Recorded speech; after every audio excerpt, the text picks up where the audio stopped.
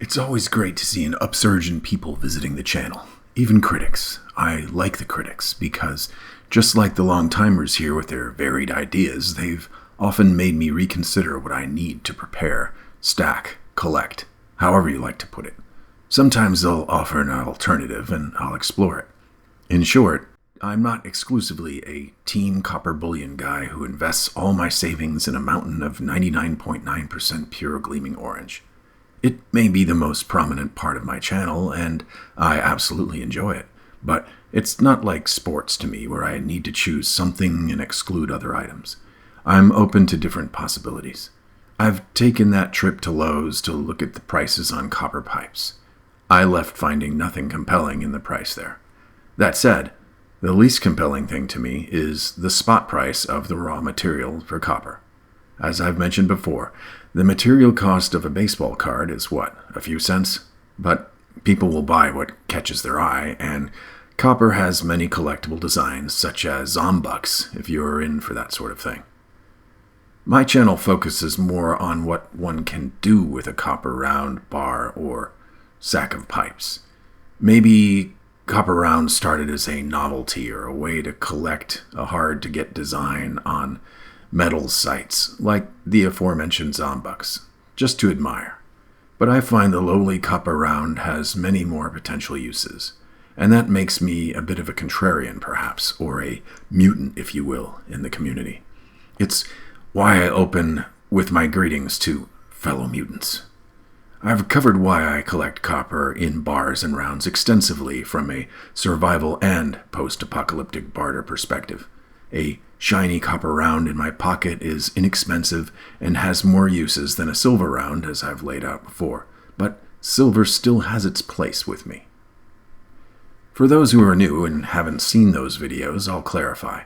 I don't stack or collect for spot copper prices.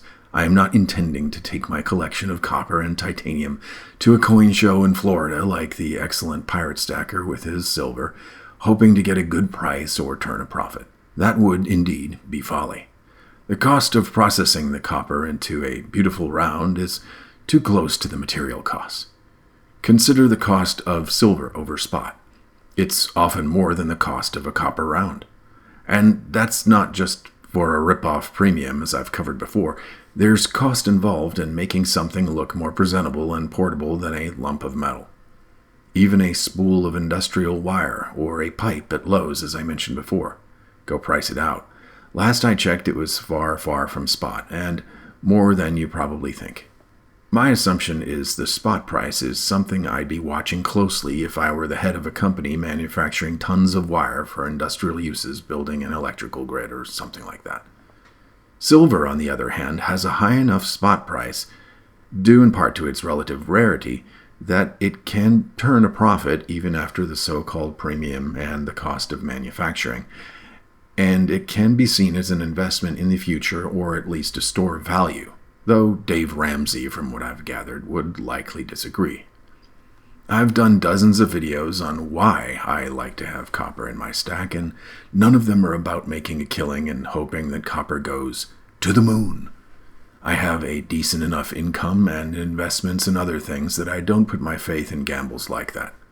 Similarly, I don't obsessively watch the price of my silver, for that matter, either, because I think I'd be lucky to get what I paid for most of it, excluding, of course, some I picked up during a dip in the high teens, or a few collectible pieces I just like to look at now and then.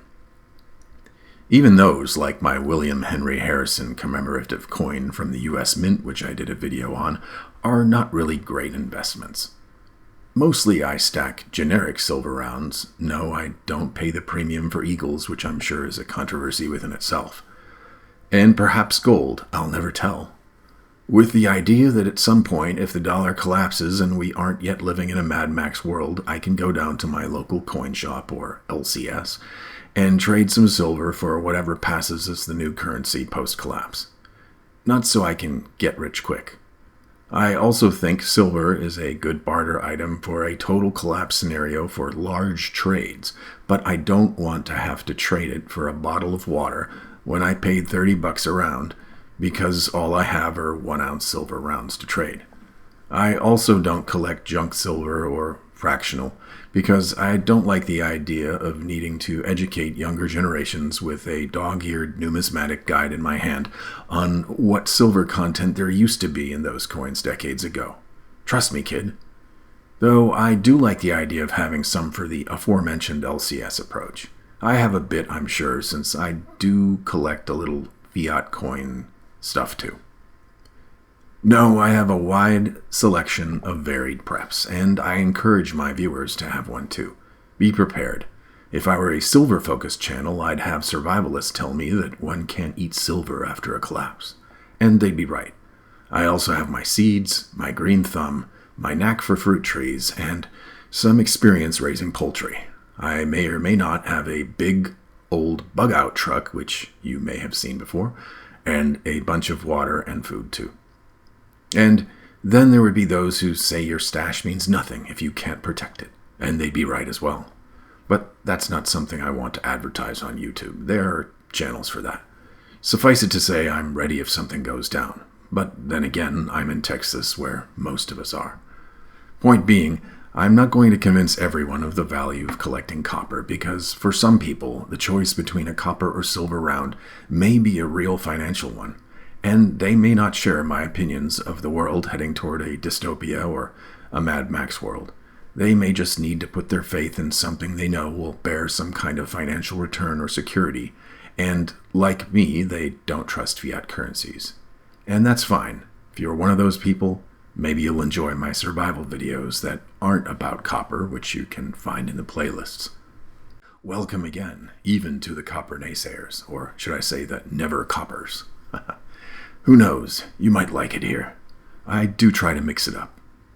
That's all I had for today, fellow mutants. Until next time, it's Copper Mutant.